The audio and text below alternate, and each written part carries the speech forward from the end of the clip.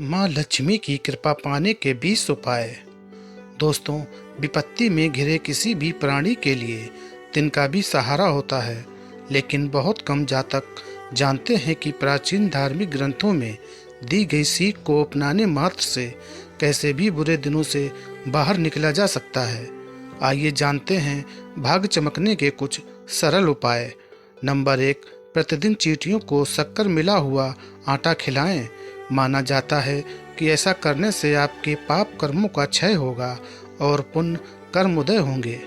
Number 2, जब भी सुबह उठें तो सबसे पहले दोनों हाथों की हथेलियों की रेखाएं देखकर चेहरे पर 3 बार 4 बार फेरें और ईश्वर को नमस्कार करें। इसका कारण है कि हथेली के अग्रभाग में माँ लक्ष्मी, मध्य भाग में माँ सरस्वती व मूल भाग में भगवान विष्णु का स्थान होता है। नित्य कर्म करने से जातक का भाग्य चमक उठता है। नंबर 3, बरकत के सबसे बड़े देवता के रूप में सूर्य ही हैं। ऐसे में अपनी किस्मत चमकाने के लिए सूर्य देवता की आराधना करनी चाहिए और प्रतिदिन स्नान आदि करके सूर्य देवता को जल अर्पित करें। इससे आपकी किस्मत चमकेगी। नंबर 4, प्रतिदिन सुबह खाना बनाने से पहले पहली रोटी गाय के लिए निकाल दें और शाम को खाना बनाते समय आखिरी रोटी कुत्ते के लिए निकाल लें। अब इसे गाय या कुत्ते को खिलाएं। ऐसा करने से आपका भाग्य उदय होगा और आपके शत्रु भी हार जाएंगे।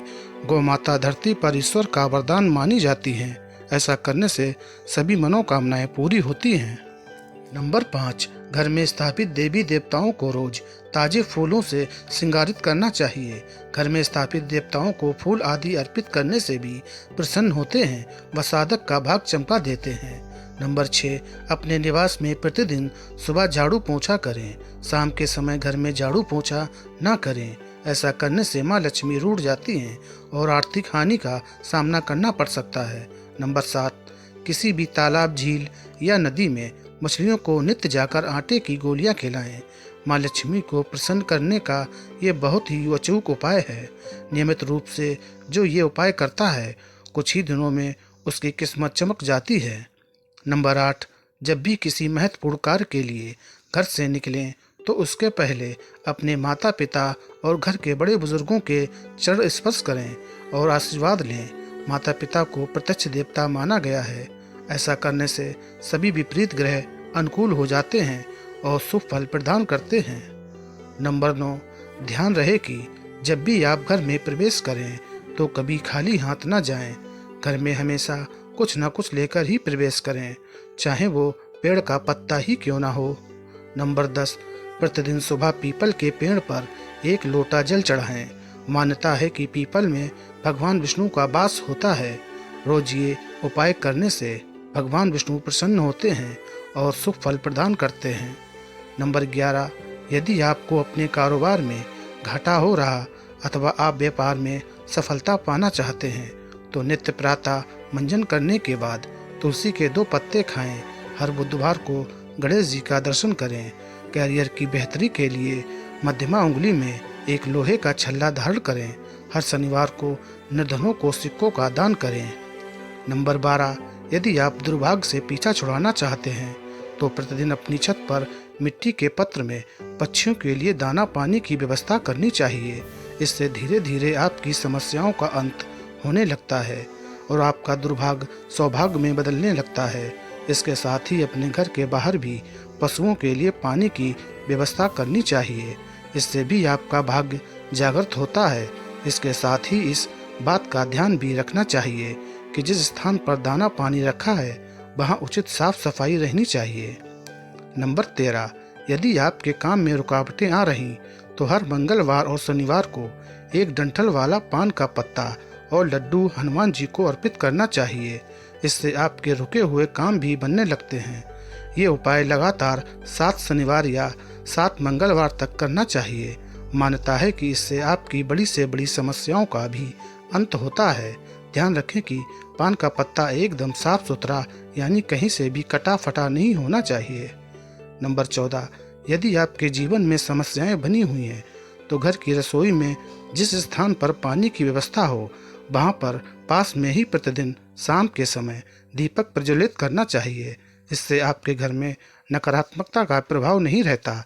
यदि आपको राहु और शनि पीड़ा दे रहे तो वो भी दूर होती है। नंबर 15, अगर घर में बचत और बरकत नहीं हो रही तो आपको इसके लिए घर से कूड़े कबाड़ और अनुपयोगी वस्तुओं को हटाते रहना चाहिए। उनका जमा बाड़ा ना रखें और घर को साफ सुथरा बनाए रखें। ऐसा करने से आपके घर में बरकत होने की संभावना प्रबल हो जाएगी। नंबर 16, यदि जीवन में निराशा का माहौल छाया हुआ और मन में लगातार नकारात्मक भाव आ रहे तो आपको सप्ताह में रविवार को छोड़कर नित्य शाम को तुलसी के पौधे के नीचे दीपक जलाकर उसकी आराधना करनी चाहिए। इस उपाय को करने से आप अपने जीवन में सकारात्मक का भाव महसूस करेंगे। नंबर 17, अपने भाग्य को जगाने के लिए बृहस्पति संबंधी उपाय अपना सकते हैं। इसके लिए पीपल की जड़ में जल चढ़ाएं। इसके साथ ही पीली वस्तुओं का दान करें। रोजाना 60 दिनों तक माथे में केसर या चंदन लगाएं। ऐसा करने से किस्मत जाग जाती है।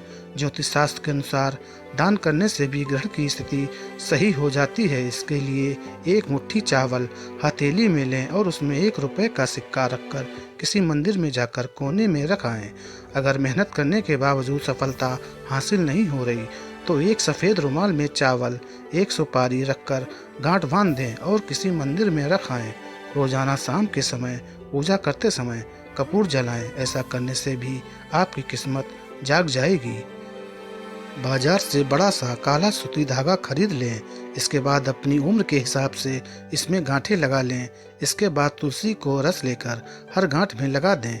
इसके साथ ही पीला सिंदूर लगा दें। इसके बाद इस धागे को अपने दाएं हाथ की बाजू में बांध लें। लगातार 21 दिन बांधने के बाद फर्क खुद नजर आने लगेगा। 18, अगर आपको अपने आर्थिक जीवन में कठिनाइयों का सामना कर रहे हैं तो आपको शुक्रवार के दिन सफ़ेद वस्तुओं जैसे दूध, दही, चावल, चीनी, आटा, घी, मिश्री, सफ़ेद कपड़े, खीर आदि का दान करना चाहिए। साथ ही चींटियों को चीनी और सफ़ेद गाय को आटा खिलाना चाहिए। ये उपाय आपके आर्थिक जीवन को मजबूत बनाने में मददगार साबित हो सकता है। नंबर 19, गलत खान पान की आदतें भी बदल देती हैं सौभाग्य को दुर्भाग्य में। कपड़े भी जिम्मेदार होते हैं आपके दुर्भाग्य को लाने में। आपके पास साफ सुथरे कपड़े होने के बाद भी मैले कुचैले कपड़े पहनते हैं। प्रतिदिन होने वाले पूजा पाठ में भी आप काले, नीले या गहरे रंग के कपड़ों का प्रयोग करते हैं। आप समर्थ होने के बाद भी दान में बहुत ही हल्के किस्म के कपड़े दान करते हैं। हमेशा पूजा पाठ में साफ सुथरे कपड़े पहने।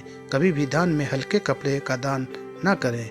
किसी का पहना हुआ वस्त्र आपको नहीं पहनना चाहिए। नंबर 20, किसी भी महिला का अपमान या तिरस्कार न करें। किसी भी रिश्तेदार की जमीन जायदाद, पैसा बिल्कुल भी न लें। माता पिता की सेवा बिना लालच के करें। यदि किसी महिला का अपमान किया है तो उसे हाथ जोड़कर माफ़ी जरूर मांगें। कभी भी पीपल, बरगद या किसी भी पेड़ पौधे को न तोड़ें। दोस्तों, आज की वीडियो में बस इतना ही। वीडियो अच्छी लगी तो लाइक करें, शेयर करें और कमेंट में माँ लक्ष्मी ज़रूर लिखें। ऐसी वीडियो देखने के लिए चैनल को सब्सक्राइब भी कर लें। धन्यवाद।